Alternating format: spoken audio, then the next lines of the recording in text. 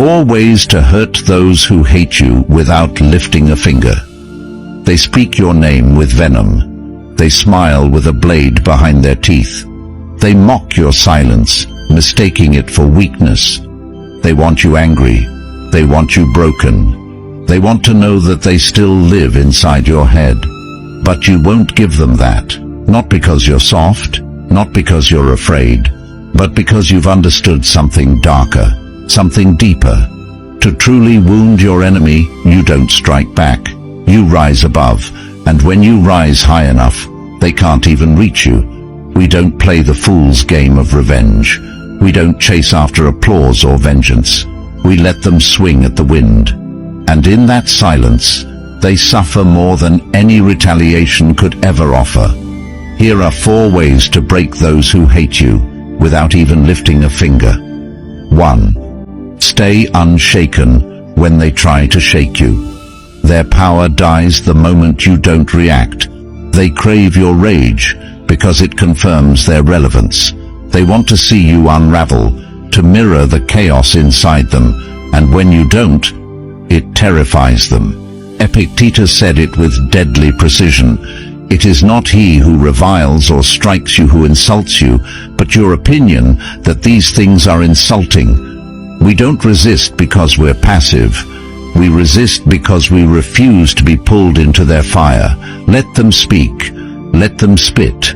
Let them fester. We remain cold as marble. And nothing is more painful to a hateful soul than being ignored by someone they cannot disturb. When they realize you are beyond their reach, that their words are smoke against stone, that's when the real damage is done. 2.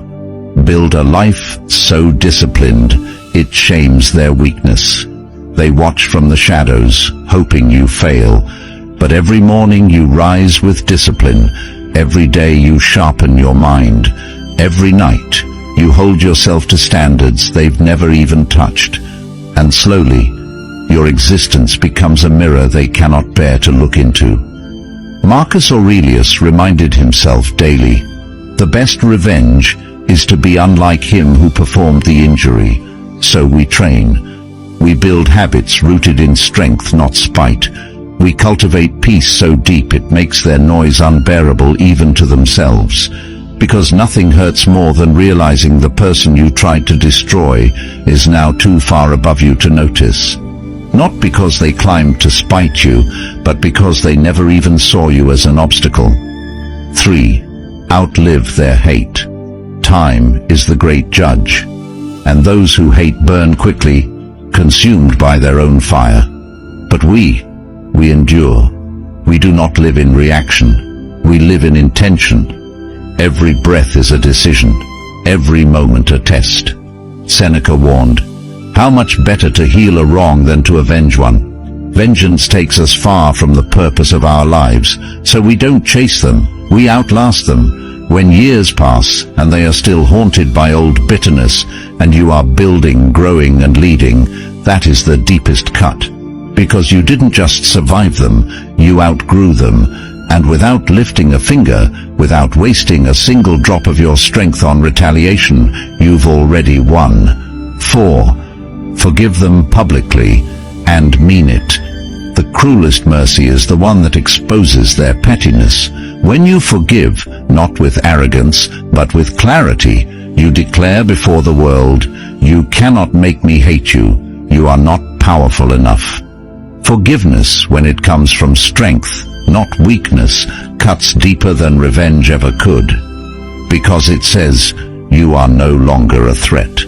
I've already buried the damage you tried to cause, and I buried it inside the man I've become.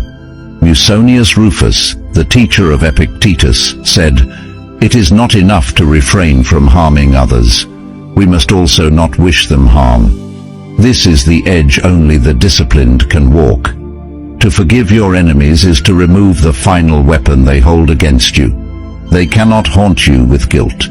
They cannot bait you with hatred. They cannot own space in your mind. And the world sees this. They see a man who chooses grace over grudge, composure over chaos, and they wonder, how can he walk through fire?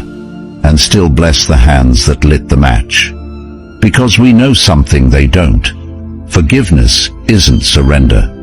It's liberation from their poison, their grip, their existence in our inner world. To forgive is to say, I am no longer at war.